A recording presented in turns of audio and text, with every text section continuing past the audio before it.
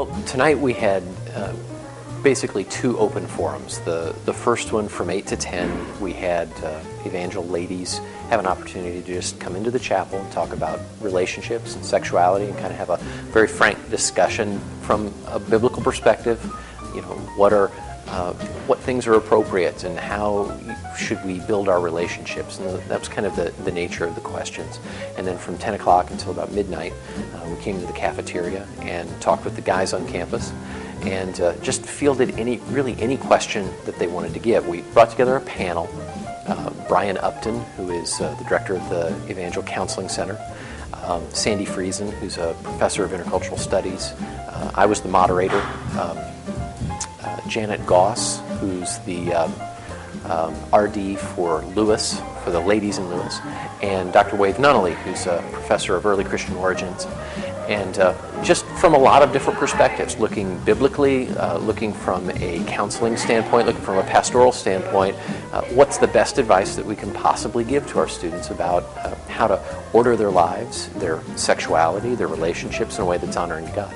We came out of a relationship/sex seminar. They had a panel of a few people, a few of the professors, and Pastor John up there telling us or letting us know what they thought about certain things. We were able to text them questions and see their professional advice about stuff. The old King James reads, "It's good for a man not to touch a woman." Have you ever read that passage? It actually isn't in there, so it might be good that you didn't read it. The King James has actually confused a word. It's good for a man not to arouse the passion of a woman.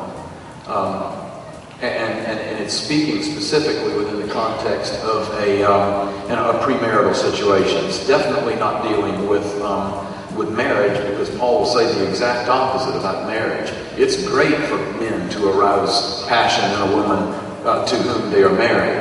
I thought it was pretty good. Some of the questions don't apply to me. Some of them are just more for people engaged. But I think there's enough variety of different questions being asked. Yeah, I thought it was interesting. We've had other ones on campus before that I've been to, but I think it's good just to be open about things, especially if you're getting in a relationship, so you know what's going on. One of the things that stuck out to me personally was a boundary. When we always define it, what not to cross, but really the key to setting a boundaries goes back several measures. What leads to this and this and this? And that just stood out to me. You hearing what I'm saying with regards to evaluating your boundaries? Don't look at the line that you can't cross.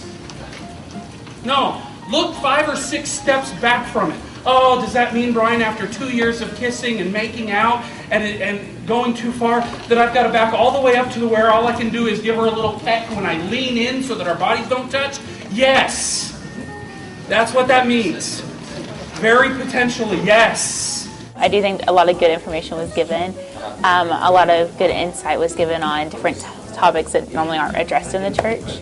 This is great.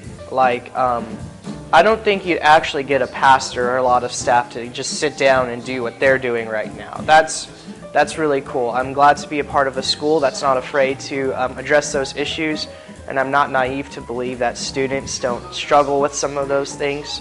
So I think the fact that they're doing this, that they're talking about this, shows that they care for us, they care about our issues, our problems, and they want to help us. They want to see us become successful people. To just value a woman for being God's creation, and I value them as being something for me, and to be selfless. That's probably one of the biggest things I've learned. A good thing that they talked about was having open communication. I think that is key in relationships. Not talking about stuff is just going to make it awkward later on and make bad expectations for both parties. So we tried to give real answers to real questions. So I thought it went really well. I thought that